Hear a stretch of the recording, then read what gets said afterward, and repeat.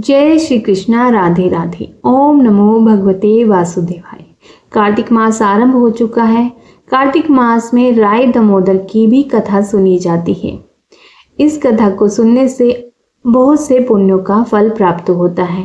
तो पूरे प्रसन्नचित मन से और पूर्ण श्रद्धा से कथा को संपूर्ण सुनिएगा। एक समय की बात है, एक छोटी सी लड़की थी जो कार्तिक नहाया करती थी।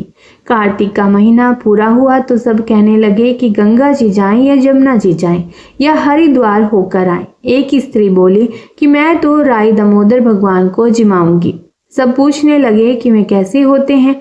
स्त्री बोली कि मोर मुकुट, गले में वैजंती माला और हाथ में पीतांबर, ऐसे होते हैं राय दामोदर भगवान।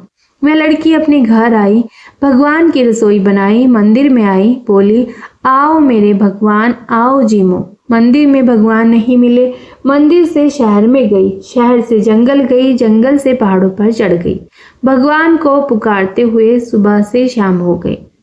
भगवान लड़की को पहाड़ पर चढ़ते देख बोले कि यह तो ऊपर से गिरकर मर जाएगी और मेरे सिर इसकी हत्या लगेगी, इसे दर्शन देने ही होंगे। भगवान ब्राह्मण का रूप धर कर आए और बोले चल बेटा, मैं तेरा भगवान हूँ, तू मुझे जिमा दे। लड़की बोली कि नहीं, तुम मेरे भगवान नहीं हो। ब्राह्मण बोला कि तेरे भगवान कैसे हैं? उसने कहा मेरे भगवान तो मोर मुकुट वाले, गले में वैजंती माला पहने हुए और हाथ में पीतांबर लिए हुए हैं। ब्राह्मण बोला अच्छा, ऐसे हैं तेरे भगवान? हाँ, ऐसे हैं मेरे भगवान। लड़की ने कहा। अब भगवान ने लड़की के सामने अपना चतुर्भुजी रूप दिखाया। लड़की खुश हो गई और बोली कि हाँ, तुम ही हो मेरे भगवान। अब आगे आगे वह छोटी लड़की भाग रही थी और पीछे भगवान आ रहे थे। भागते भागते संग की सहेलियों से बोली कि मेरे घर मेरे भगवान आए हैं। उनमें से किसी एक ने कहा कि देखो तो इसके भगवान कैसे हैं। जिनके भाग्य में भगवान के दर्शन लिखे थे उन्हें हो गए। हे राय दामोदर भगवान, जैसे आपने लड़की को दर्शन दिए वैसे ही सभी को देना। नित्यनेम बाबा की कथा सुने बिना कार्तिक मास की कथाओं का पूर्ण फल प्राप्त ही नहीं होता। तो आइए सुनते हैं नित्यनेम बाबा की कथा। किसी गांव में एक छोटी सी लड़की रहती थी। वह हर रोज नियम से नित्यनेम बाबा की पूजा करती थी। उसकी भाभी हर रोज उससे कहती कि काम की ना काज की, बस सारा दिन नित्यनेम नित्यनेम कहती रहती है। भाभी की कड़वी बातें सुनकर एक दिन वह अपनी एक टांग पर खड़ी हो गई और बोली, हे नित्यनेम बाबा, अगर मैं सच्चे मन से आपकी पूजा करती हूँ तो आप सोने की मूर्ति बनकर मंदिर में विराजो। यह बात सुनकर भगवान का सिंहासन भी डोल गया। भगवान सोचने लगे कि एक छोटी सी लड़की तप कर रही है तो नित्यनेम बाबा सोने की मूर्ति बनकर मंदिर में विराजमान हो गए। जब लड़की ने आंख खोली तो देखा कि नित्यनेम बाबा की सोने की मूर्ति आले में रखी है। अब उसने आवाज लगाई, भाभी देख लो नित्यनेम बाबा, माँ देखो नित्यनेम बाबा। माँ भी अब नित्यनेम बाबा को ध्यावे और भाभी भी नित्यनेम बाबा को ध्याती है। हे नित्यनेम बाबा, जैसे आपने उस छोटी लड़की का सत रखा, कहने वाले का भी, सुनने वाले का भी और हुंकारा भरने वाले का भी रखना। जय हो नारायण भगवान की, लक्ष्मी माता की जय, तुलसी मैया की जय।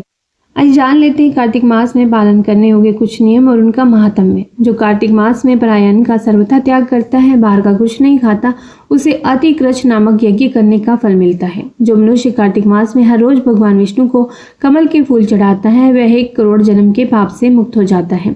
जो मनुष्य कार्तिक मास में हर रोज भगवान विष्णु को तुलसी चढ़ाता है वह हर एक पत्ते पर 1 हीरा दान करने का फल पाता है। जो मनुष्य कार्तिक मास में हर रोज गीता का 1 अध्याय पढ़ता है वह कभी भी यमराज का मुख नहीं देखता। जो मनुष्य कार्तिक मास में शालिग्राम शिला का दान करता है उसे संपूर्ण पृथ्वी के दान का फल मिलता है। कार्तिक मास में जो व्यक्ति पूरे मास पलाश की पत्तल में भोजन करता है वह विष्णु लोक को जाता है।